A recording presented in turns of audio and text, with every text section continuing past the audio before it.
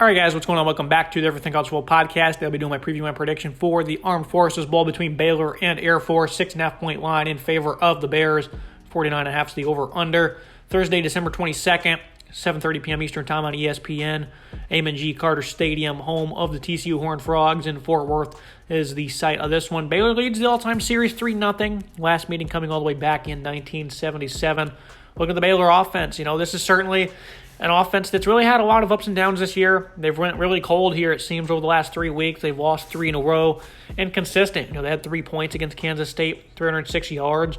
And then at Texas, to cap off the year, had only 280 yards on 75 plays. And then sandwiched in between that's a great effort against TCU, a playoff team. They had phenomenal balance, 500-plus yards in that one, and the 1-point loss. Really had a fun day running the ball there, and that one came up just short. Nice trio of backs here for Baylor. This is one of the more deeper backfields in college football. Richard Reese, freshman explosion, 962 yards and 4 touchdowns for him.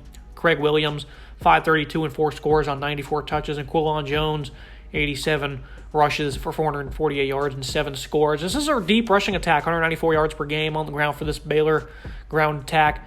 Blake Shapen, I think he's had a pretty good year. 2,600 yards, 16 touchdowns, 10 picks, 64% completion rating. Again, he's certainly had his fair share of inconsistencies, though. They've asked him to do a lot the last couple of weeks, and he hasn't exactly delivered. I thought he had a great game, a pretty respectable game, rather, against TCU. But in the losses at KSU, or against Kansas State and at Texas, just hasn't been that, superb. Look at the last 4 games. He's had 5 interceptions. This has just not been the best Baylor passing attack that they could field. It seems like, coming into the year, you knew they had lost a good bit of speed.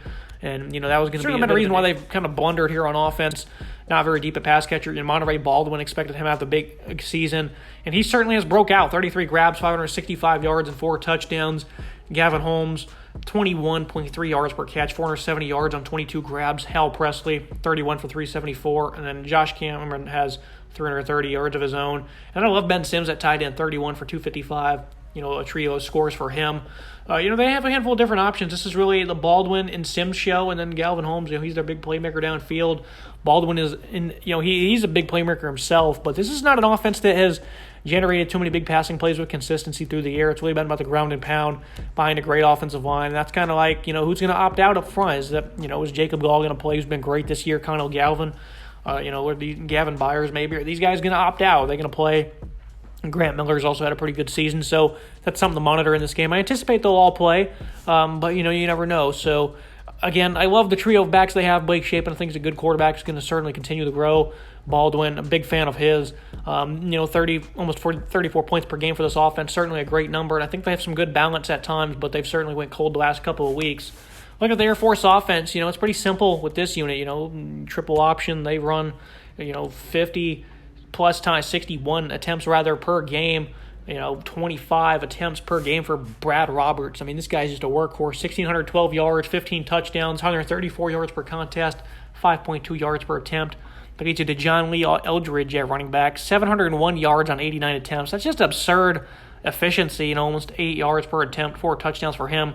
Zeke Daniels at quarterback, he's been around a long time, has a great understanding of this offense. 614 yards and 7 touchdowns for him rushing. Does have 733 yards rushing in those 6 scores through the air. This is not an offense, of course. It throws the ball a whole lot. When they do, though, David Cormier, 13 grabs, 384 yards, 4 touchdowns, almost 30 yards per attempt, or per reception, rather. This is, you see it with all these triple option, the academies. That's one thing that they do superbly well, is when they throw the ball, they keep these defenses are lacking, and that's why they average, every year they seem to have a big play receiver, especially Air Force. They have a guy every year that averages a wild number like that. This is an offense, though, that's certainly had a veteran offensive line leading the way. Caleb Holcomb, he's had an elite season, one of the best tackles in college football. These tight ends are also great at blocking. Guys like Kyle Patterson, Caleb Rilos, these guys really get involved, and they do a lot of the dirty work in the trenches. Again, though, top to bottom, really good offense. All they do is run the football, and they do it very well. 331 yards per contest running the football, very good for them. And then as a team, 5.1 yards per attempt. Love watching these triple option offenses. Of course, they want to stay ahead of the sticks. 44% on third down this year, and they get to those 2nd and 5s, 3rd and 2s, and that's just how this money is made with this offense. Looking at the Baylor defense, going to look to contain them. I think this is a pretty good rush defense that certainly had their struggles, of course, the last couple of weeks, 138 yards per game. I think they match up pretty well, though. We'll see Ika play. I expect he will up front. Jackson Player, he hasn't had the best of his seasons. Gabe Hall, Gurman Randolph. This is a run defense that is very capable. They got a very good defensive front. I certainly think that this is a good matchup for Baylor. Looking at how they've performed the last couple of weeks, especially against Bijan Robinson, remains to be seen. Matt Jones, a guy he expected to step up in linebacker this year, 55 tackles, kind of on par with what he did last year. Dylan Doyle, of course, though he's probably their best playmaker all around on defense. Look at him, 80 tackles, and a couple pass breakups as well, 2 picks. Again, though, this is a really good defensive front. Al Walcott at safety, terrific run defender, 10 tackles for loss, 80 tackles for him, among the team highs. Bryson Jackson's been an impactful senior from his outside linebacking position. We'll see what happens. I do think this defense, they've certainly struggled this year as expected. They lost a lot of athleticism in the secondary, lost a handful of guys in the front seven as well. The DBs do a great job of assisting in the box, though. I think that's going to be big in this game against the Air Force rushing attack that is very dynamic, very efficient, plays with plenty of physicality up front. So I think this is an interesting matchup for Baylor. 27 points per game allowed, not great. But from a yardage standpoint, they're not getting necessarily burned. I don't think they'll get burned in this one, but it's going to be tough to watch. But I do think that, the ability of their defensive backs to get involved downhill is certainly going to be something to watch. But the run defense has certainly had, its struggles. They looked good against TCU, but not so much against Texas or Kansas State or even Oklahoma. So, they certainly have not had the bestest of seasons compared to how they looked early on in the year. They were one of the top run defenses in college football over the first month of the year. Since then, not so much.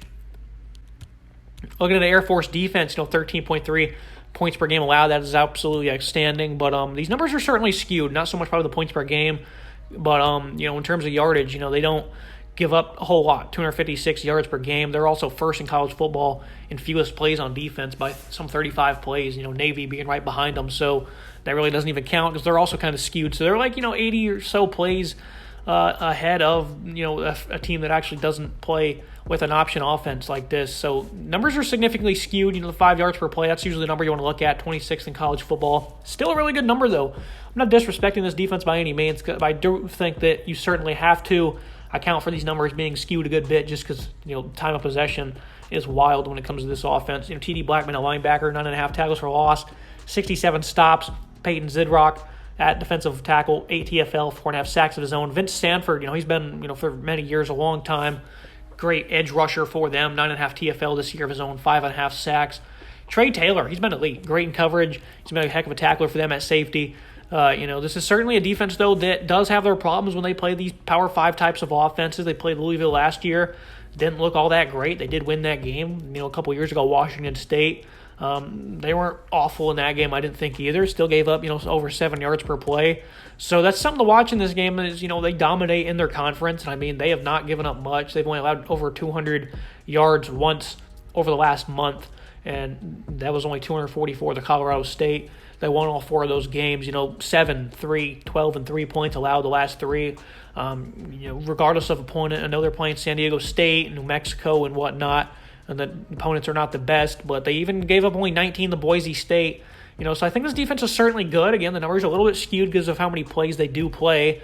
But they're no slouch. They're pretty good. This is going to be a much different test than they've seen all year long, though, with this Baylor offensive line. It's very physical, a deep trio of backs, an impressive, group of, well, I'd say an impressive group of pass catchers. They got some deep playmakers in Baldwin, of course, and Presley. Final thoughts on the prediction on the biggest keys to this game, I think, for Air Force. Got to get a number of stops on defense, maybe force a turnover or 2. Don't get hurt vertically either, because, again, you have not seen many passing attacks like this. Of course, they're not great by any means when it comes to throwing the football, but, playing in the Mountain West, looking at the last, since the 15th of October, they've not really played many tough passing attacks one bit. Really, I couldn't even highlight too many of them in conference they would play that's comparable to Baylor's, even though the Bears are not all that good throwing the ball. I think for the Bears, though, be stout on early downs. That's obviously the biggest key when it plays these offenses. Clog the middle with a good defensive line. Jackson Player, Ika. I think this is going to be a great matchup to watch. I'm going to pick Air Force, though. I think that's one thing you got to do is just get a handful of stops on defense. I don't think they're going to get torn apart by any means. I think they'll just get 2 to 3 stops, maybe even a 4th. And that's really all they need to do because I think that this offense, they're certainly going to work.